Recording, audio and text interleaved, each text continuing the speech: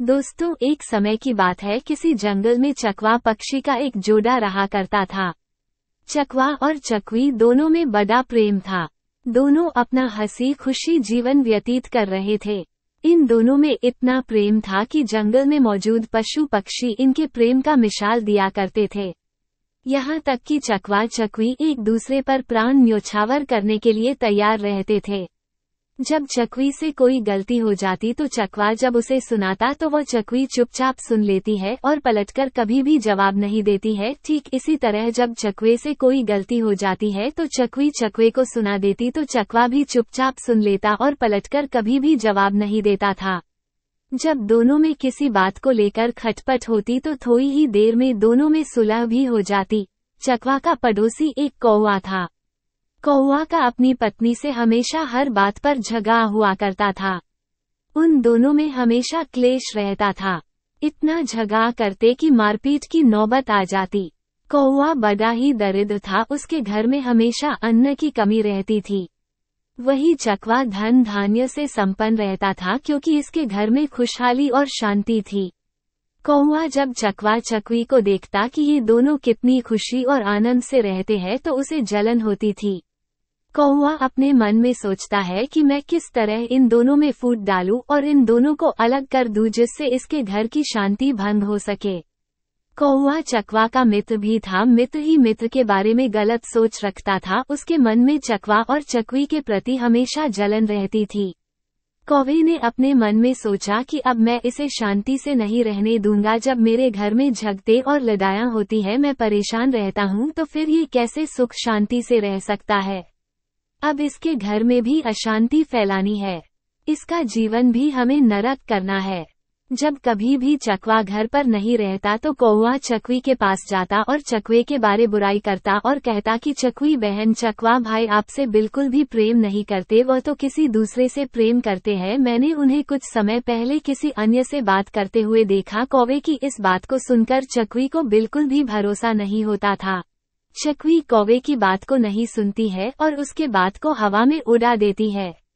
जब कभी चकवा अकेला रहता तो कौवा चकवा के पास जाकर चकवी की बुराई करता और कहता कि चकवा भाई, चकवी आपसे बिल्कुल भी प्रेम नहीं करती है क्योंकि वो किसी अन्य से प्रेम करती है। मैंने आज ही चकवी बहन को किसी और से बात करते हुए देखा है। चकवा इन बातों को सुनकर हंसते हंसते टाल देता है और उस बात पर बिल्कुल भी भरोसा नहीं करता। अब इसी प्रकार कौवा चकवा और चकवी दोनों में बारी बारी से फूट डालने की कोशिश करता, लेकिन चकवा चकवी में इतना दृढ़ प्रेम था कि एक दूसरे पर विश्वास किया करते थे और दूसरों के बहकावे में नहीं आते थे। अब इस प्रकार कौवा जब हार जाता है तो कौवा अपनी पत्नी से जाकर कहता कि यदि तुम चाहती हो कि मैं तुमसे कभी भी झगड़ा न करूं तो तुम मेरा एक काम करो, चकवा और चकवी दोनों में मनमुटाव करवा दो, दोनों के बीच झगड़ा पैदा कर दो जिससे उनकी शांति भंग हो सके। कौवा ने अपनी से कहा कि जब भी तुम्हें मौका मिले तुम चकवी बहन का कान भरती रहना और मुझे भी जब भी समय मिलेगा मैं भी चकवा भाई का कान भरता रहूंगा जिससे दोनों में लड़ाई झगड़ा हो सके। अब कौवे की पत्नी चकवी से जाकर कहती कि तुम्हारा पति तुमसे प्रेम नहीं करता, वह तो किसी दूसरे से प्रेम करता है। ठीक इसी तरह कौवा भी चकवा के पास जाकर कहता है, चकवा भाई, चकवी बहन आपसे प्रेम नहीं करती, वो किसी दूसरे से प्रेम करती है।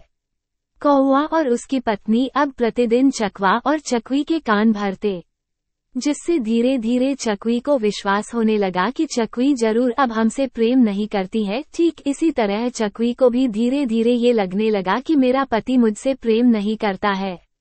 अब चकवा और चकवी में मनमुटाव होने लगा, दोनों के बीच झगड़े होने लगे, जिसकी वजह से लक्ष्मी जी ने चकवा और चकवी के घर को छोड़ दिया, क्योंकि जिस घर में लड़ाई झगड़े होते हैं उस घर में मां लक्ष्मी का वास नहीं होता है। अब चकवा और चकवी के घर में दरिद्रता ने अपना वास कर लिया। जब चकवा और चकवी धन की कमी के कारण भूखों मरने लगते हैं तो ये देखकर कौवा को बड़ा सुकून मिलता है, उसे बड़ी प्रसन्नता मिलती है। एक दिन चकवा को यह एहसास होता है कि हमारे लड़ाई झगड़े की वजह से ये सब हो रहा है, तो वो अपनी पत्नी से कहता है कि प्रिय, देखा तुमने, जब हम दोनों एक दूसरे से लड़ाई झगड़े नहीं करते थे, हमारा जीवन कितना सुखमय था और हमारे घर में अन्न धन की कोई कमी नहीं थी, लेकिन जब से हम दोनों आपस में लड़ने झगड़ने करने लगे हैं तब से हमारे घर में अन्न धन की कमी हो गई है। चकवे की बात सुनकर चकवी को अपनी गलती का एहसास होता है और वह चकवे से कहती है कि स्वामी, मुझसे गलती हो गई, मुझे माफ कर दीजिए। हमें इस प्रकार दूसरों के बातों में आकर आपस में लड़ना झगड़ना नहीं चाहिए। तब चकवी ने चकवे से कहा कि इस समस्या के समाधान के लिए हमें क्या करना चाहिए। तब चकवे ने कहा कि यही पास ही गुफा में एक सिद्ध पुरुष महात्मा रहते हैं, हम उनके पास चलते हैं। वही हमारी इस समस्या का समाधान करेंगे और हमें ये बताएंगे कि हमें अब क्या करना चाहिए। ये सोचकर चकवा और चकवी उस महात्मा के पास चले जाते हैं और महात्मा को प्रणाम करके बैठ जाते हैं। जब महात्मा ने चकवा और चकवी के आने का कारण पूछा, जब चकवा की आंखों में आंसू आ जाते हैं, दोनों पति पत्नी रोने लगते हैं। चकवा विस्तारपूर्वक पूरी कहानी उस महात्मा को सुना देता है। तब महात्मा कहते हैं कि हे चकवा, मेरी बातों को ध्यान से सुनो। आज मैं तुम्हें ऐसी 5 बातें बताऊंगा जिसे यदि तुमने अपने जीवन में उतार लिया और उस पर अमल कर लिया तो कभी भी तुम्हारे घर में लड़ाई झगड़े नहीं होंगे। इसके साथ ही जो मनुष्य मेरी इन 5 बातों पर अमल करेगा उसके घर में कभी भी लड़ाई झगड़ा नहीं होगा तथा उसके घर में कभी भी धन की कमी नहीं होगी और उसके घर से लक्ष्मी कभी भी रूठकर नहीं जाएंगी। महात्मा के द्वारा कही गई 5 बातें जो तुम्हारे जानने वाले होते हैं, सगे संबंधी होते हैं, जो तुम्हें अच्छे से समझ रहे होते हैं तथा जो तुम्हें अच्छे से जान रहे होते हैं, वही तुम्हारा जड़ काटते हैं। ये बात बिल्कुल सत्य है। जो व्यक्ति तुम्हें अच्छी तरह से जानता और समझता है वही व्यक्ति तुम्हारे घर में झगड़ा लड़ाई करवाते हैं, जिससे घर में क्लेश उत्पन्न होता है। यही लोग आपके दुखों और समस्याओं का कारण बनते हैं। इसीलिए अपने करीबियों को राज की बातें या गुप्त बातें कभी भी मत बताना। अपने मित्र के सामने धनी होने का कभी भी दिखावा मत करना।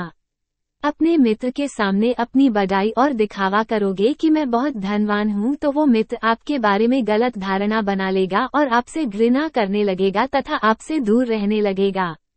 इसीलिए अपने मित्र के सामने धनी होने का दिखावा मत करो। अन्य दूसरे के कहने पर कभी भी विश्वास नहीं करना चाहिए। जब तक कि स्वयं आप अपनी आंखों से देख न लो तब तक आपको उन बातों पर विश्वास नहीं करना चाहिए।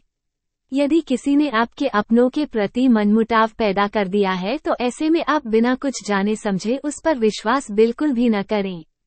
कही कहाई और सुनी सुनाई बातों में नहीं आना चाहिए। हमें अपनों पर कभी भी शक नहीं करना चाहिए। यदि आप अपनों पर शक करेंगे तो आप विनाश के कगार पर पहुंच जाएंगे। पति पत्नी, माता पिता, पिता पुत्र, इन्हें आपस में किसी के ऊपर शक नहीं करना चाहिए। आप गैरों पर शक कर सकते हैं लेकिन अपनों पर कभी भी शक नहीं करना चाहिए। कभी भी बिना बुलाए समारोह और उत्सव में नहीं जाना चाहिए, क्योंकि यदि आप बिना बुलाए किसी समारोह या उत्सव में जाते हैं तो इससे आपके सम्मान को ठेस पहुंच सकती है, जिससे आपके मान सम्मान में कमी आ जाएगी। तो मित्रों, उम्मीद करते हैं आपको हमारी आज की ये वीडियो पसंद आई होगी। यदि हाँ तो नीचे कमेंट करके जरूर बताएं और ऐसी ही और भी आध्यात्मिक और धार्मिक जानकारी के लिए हमारे YouTube चैनल ओवी क्रिएशन को लाइक करें, सब्सक्राइब करें। आज के लिए बस इतना ही।